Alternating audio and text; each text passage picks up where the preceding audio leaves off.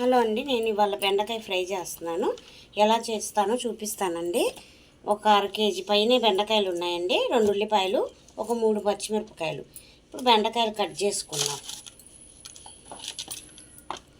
బెండకాయ ఫ్రై బాగుంటుందండి. చాలా అన్నంలో అయినా కలుపుకొని తినొచ్చు, పప్పులోకి కానీ దేంట్లో అయినా నంచుకొని తినొచ్చు అండి. రసంలోకి కానీ దేంట్లో అయినా ఫ్రై అయితే. దీంట్లో కొబ్బరి పొడి కూడా వేసి చేస్తారండి, చాలా బాగుంటుంది హోటల్ స్టైల్లో. అది కూడా ఒకసారి చేసి నేను వీడియో పెడతాను. మా వీడియోస్ చూడండి, సపోర్ట్ చేయండి. బెండకాయలన్నీ ఇలా కట్ చేసుకోవాలండి. అన్నీ ఇలా కట్ చేసుకున్నాం. నా వీడియోస్ చూసి ఎలా ఉన్నాయో కామెంట్ చేయండి. మంచిగా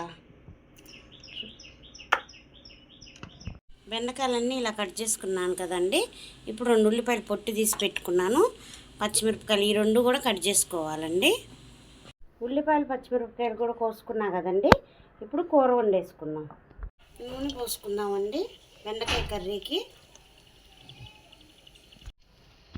నూనె వేడయిందండి. ఉల్లిపాయలు పచ్చిమిరపకాయలు వేసుకున్నాం. ఫస్ట్ ఈ 2 కొంచెం ఫ్రై అవ్వాలండి. ఆ తర్వాత బెండకాయలు వేసుకోవాలి. ఉల్లిపాయలు కొంచెం వేగినాయి కదండి. ఇప్పుడు కొంచెం పసుపు వేసుకుంటున్నాను. పసుపు కూడా వేసుకున్నాక కొంచెం 2 నిమిషాలు ఫ్రై చేసుకోవాలండి. ఉల్లిపాయలు అలా ఫ్రై అయినాయి కదా. ఇప్పుడు బెండకాయలు వేసుకున్నాం.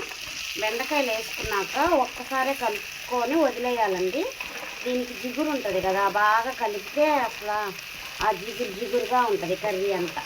2 సార్లు కలుపుకొని మధ్య మధ్యలో ఒక్కొక్కసారి కలుపుకుంటా వదిలేసేయాలి. అలా వదిలేస్తే కానీ ఫ్రై అవ్వదు బెండకాయ. మనం కలుపుతూ ఉన్నాం అనుకోండి, జిగురు వస్తుంది. మీకు చూపిస్తా కావాలంటే. ఇప్పుడు కర్రీ వేగుతుంది కదా, ఎలా వస్తుంది అనేది నేను చూపిస్తా.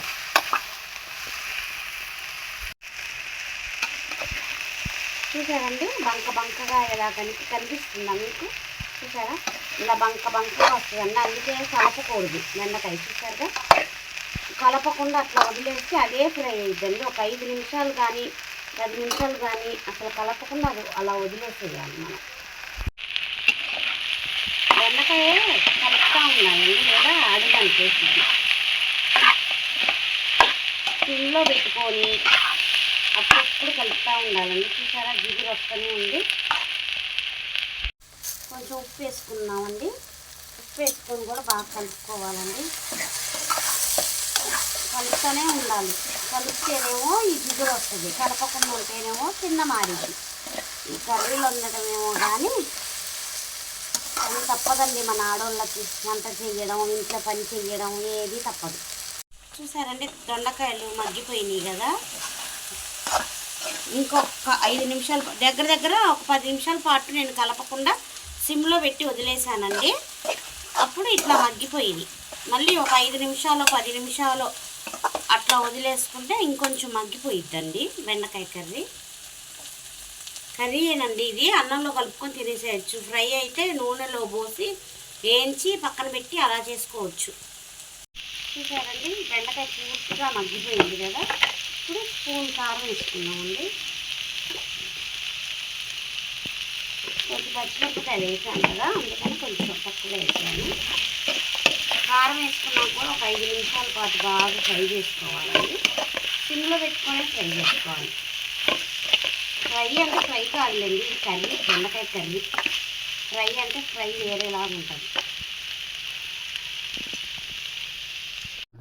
కారం వేసుకున్నా కదండి. కారం వేసుకున్నాక కూడా సిమ్లో పెట్టుకొని ఒక 5 నిమిషాల పాటు బాగా ఫ్రై చేసుకోవాలి. అప్పుడే కర్రీ బాగుంటుందండి. ఎంత ఏగితే కర్రీ అంత బాగుంటుందండి. లేదా బెండకాయ పసర వాసన వచ్చినట్టు ఉంటుందండి కర్రీ ఏగపోతే. బెండకాయ ఫ్రై ఏగిపోయిందండి. వేసినప్పుడు ఈ బెండకాయలు చూసారండి, మగ్గిపోతే ఎంతో అవ్వలేదు కర్రీ. ఏదైనా అంతేనండి, పోతే ఎంతో అవ్వదు. ఇప్పుడు స్టవ్ కట్టేసుకున్నాం, వేరే బౌల్లోకి తీసుకున్నాం కర్రీ మొత్తం. వేరే దాంట్లోకి వేసుకుంటున్నానండి బెండకాయ కర్రీ. చూసారా ఎంత బాగా వచ్చిందో. నా బెండకాయ కర్రీ కనుక మీకు నచ్చితే లైక్ చేయండి, షేర్ చేయండి, సబ్స్క్రైబ్ చేయండి, సపోర్ట్ చేయండి నా యూట్యూబ్ ఛానల్ని. మీరు సపోర్ట్ చేస్తూ ఉంటేనే నేను ఇంకా మంచి వీడియోస్ చేసి పెడతానండి. ఇప్పుడు కొత్త కదా, కొంచెం అలా మీరు బాగా ఎంకరేజ్ చేస్తే నా మొహం కూడా చూపిస్తానండి, లైవ్లోకి వచ్చి వీడియోస్ చేస్తాను.